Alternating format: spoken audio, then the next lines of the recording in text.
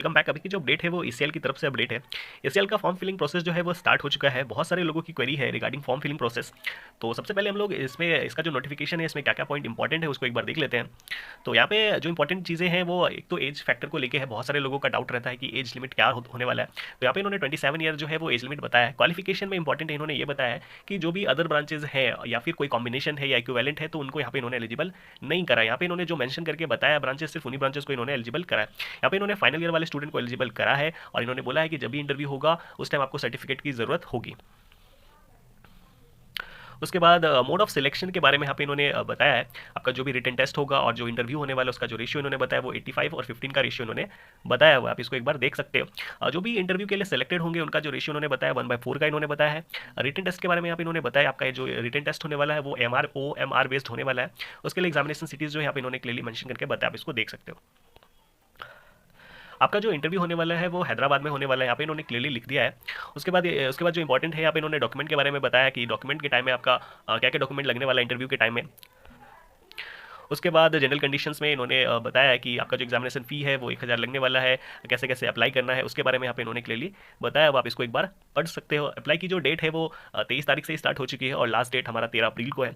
तो इसमें और कुछ इंपॉर्टेंट है नहीं, हम लोग चलते सीधा फॉर्म फिलिंग प्रोसेस के बारे में। तो सबसे पहले आपको क्या करना है कि ईसीएल की जो भी वेबसाइट है वहाँ पे विजिट करना है, उसको लॉगिन कर लेना है। इसका जो लिंक है वो आप हमारे डिस्क्रिप्शन बॉक्स से लिख सकते हैं या फिर हमारे टेलीग्राम ग्रुप से आप ले सकते हैं। तो वहाँ पे अप्लाई पे क्लिक करने के बाद आपको कुछ ऐसा इंटरफेस दिखने वाला है। तो यहाँ पे आपको दिखेगा टेम्प्रेरी आईडी और डेट ऑफ बर्थ। तो इसको अभी यहाँ पे कुछ नहीं करना है, आपको एडवर्टीजमेंट नंबर पे क्लिक करोगे तो आपको ऐसा दिखेगा। तो इसका जो एडवर्टीजमेंट नंबर है वो 6/2024 है, तो इस पर आपको क्लिक करना होगा। और पोस्ट अप्लाइड जो यहाँ पे लिखा हुआ है तो यहाँ पे आपको क्लिक करना होगा। जीईटी की पोस्ट है तो ग्रेजुएट इंजीनियर ट्रेनिंग की पोस्ट है, तो वहाँ पे आपको क्लिक करना होगा। क्लिक करने के बाद आपको कुछ ऐसा इंटरफेस दिखेगा। तो यहाँ पे आपको दिखेगा पर्सनल डिटेल। यहाँ पे इन्होंने बोल रखा है कि 10th के मार्कशीट के अनुसार आपको डिटेल्स जो है वो भरनी है। तो यहाँ पे शो हो रहा है कैंडिडेट्स फुल नेम, तो आपको यहाँ पे अपना नाम भरना है, जेंडर जो भी है मेल फीमेल। पीडब्ल्यूडी अगर आपके पास है तो यस, अदरवाइज नो कर सकते हैं। यहाँ पे जम्मू कश्मीर डोमिसाइल पूछा है इन्होंने तो नो भरना है। डेट ऑफ बर्थ जो भी आप भर सकते हैं। नेशनलिटी यहाँ पे इंडियन पहले से भरा हुआ है। स्टेट ऑफ डोमिसाइल जो भी है आपका, जिस भी स्टेट से बिलोंग करते हो। मदर टंग हिंदी इंग्लिश जो भी है। मोबाइल नंबर भरना है। यहाँ पे इन्होंने बोला है कि वेदर एक्स सर्विस मैन अगर आप हैं तो यस, अदरवाइज नो भर सकते हैं। ACL एम्प्लॉय है तो यस, अदरवाइज नो कर सकते हैं। इससे पहले अगर आपने ACL में अप्लाई किया है तो यस, अदरवाइज नो करेंगे। उसके बाद इन्होंने पूछा है कि अगर आप किसी भी DA की यूनिट में अगर आप एसोसिएट करते हैं तो यस, अदरवाइज नो कर सकते हैं। यहाँ पे आपको फादर का नेम भरना है। कैटेगरी सेलेक्ट कर लेना है, जनरल OBC। एप्लीकेशन कैटेगरी जो भी है आपका जनरल OBC SC ST तो सेलेक्ट कर लेना। मैरिटल स्टेटस जो भी है आपका सिंगल विडो मैरिड तो आप सेलेक्ट कर लेंगे। रिलीजन जो भी है आपका हिंदू मुस्लिम। उसके बाद नियरेस्ट रेलवे स्टेशन भर देंगे। Email ID, confirm email ID. और यहाँ पे इन्होंने आधार नंबर, वोटर आईडी, किसी का भी एक नंबर आपको यहाँ पे देना होगा। उसके बाद आपको क्या करना है, वैलिडेट पर्सनल डिटेल पे क्लिक करना है। यहाँ पे जैसे क्लिक करोगे आपको आपका टेम्पररी आईडी नंबर मिल जाएगा।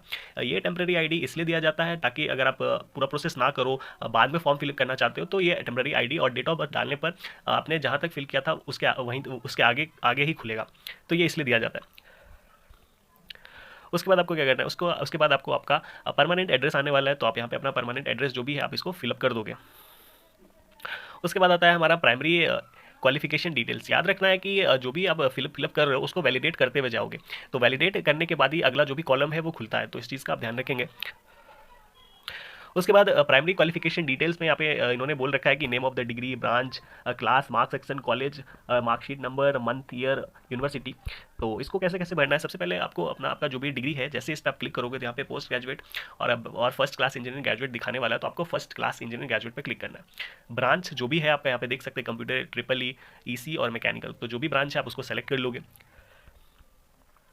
उसके बाद आपको अब क्लास पे क्लिक करोगे तो यहाँ पे डिस्टिंक्शन, फर्स्ट और इक्विवेलेंट, सेकंड और इक्विवेलेंट और पास दिखाएगा।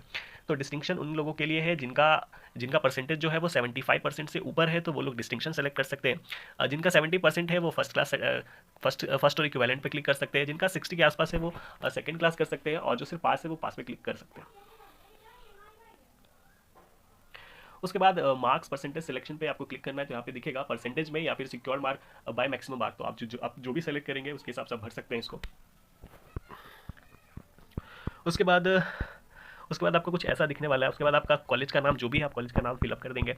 उसके बाद मार्कशीट नंबर। तो बहुत सारे लोगों का डाउट था कि मार्कशीट नंबर में कौन सा मार्कशीट डाल, तो आपका जो 8 सेमेस्टर वाला मार्कशीट है उसका मार्कशीट नंबर यहाँ पे आपको डालना है। Month and year of passing जो भी आपने किया होगा उसको फिलअप करना है। तो यहाँ पे भी लोगों का डाउट है कि इसमें जो है वो क्या, इसमें जो भी दिखा रहा है वो 2022 तक ही दिखा रहा है, क्या 2023 वाले एलिजिबल नहीं है क्या।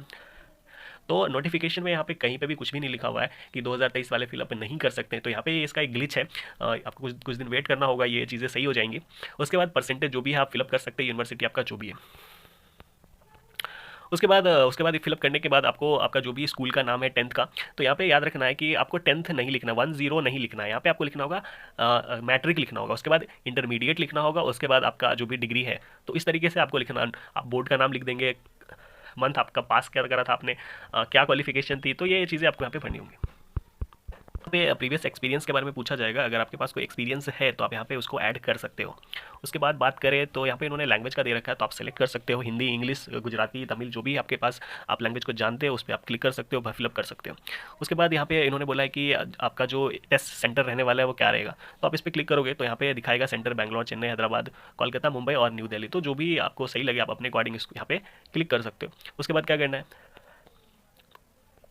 उसके बाद आपको अपना फोटो अपलोड करना होगा, सिग्नेचर अपलोड करना होगा, और उसके बाद जो भी डॉक्यूमेंट्स ये लोग मांग रहे हैं डॉक्यूमेंट के लिए बोला है, तो डॉक्यूमेंट में इन्होंने बोला है कि 10th का सर्टिफिकेट आप अपलोड करना होगा यहाँ पे। उसके बाद इन्होंने बोला है इंटरमीडिएट का सर्टिफिकेट इन्होंने मांगा है, ग्रेजुएशन सर्टिफिकेट इन्होंने मांगा है, कास्ट सर्टिफिकेट इफ एनी, तो यहाँ पे इन्होंने इफ एनी लिखा हुआ, इसका मतलब ये एसेंशियल नहीं, आप भर भी सकते हो, नहीं भी भर सकते हो। एक्सपीरियंस सर्टिफिकेट अगर आपके पास है तो दे सकते हो, अदरवाइज नॉट एसेंशियल।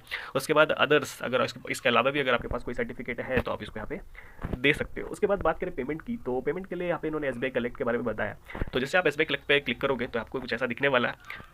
उसके बाद जो भी एडवर्टीजमेंट नंबर है जैसे 6, 7, 8, 9 इन्होंने बोल रखा है, तो आप 6 पे क्लिक करोगे। क्लिक करने के बाद आपको कुछ ऐसा दिखने वाला है,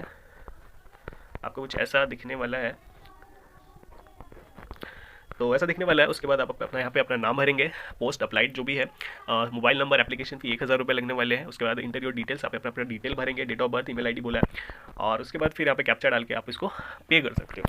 पे करने के बाद जो भी टोकन नंबर होगा आप यहाँ पे इसमें यहाँ पे आप फिल कर सकते हो। यहाँ पे इन्होंने एक जगह मांगा है, तो यहाँ पे जो भी पेमेंट करने के बाद यहाँ पे जो भी कोड वगैरह होगा आप यहाँ पे रेफरेंस नंबर डाल सकते हैं, जर्नी या जो भी है डेट, जिस डेट को आपने पे करा था। तो इसको जैसे फिल करोगे, फिल करने के बाद आपका जो फॉर्म फिलिंग प्रोसेस है वो पूरा हो जाएगा।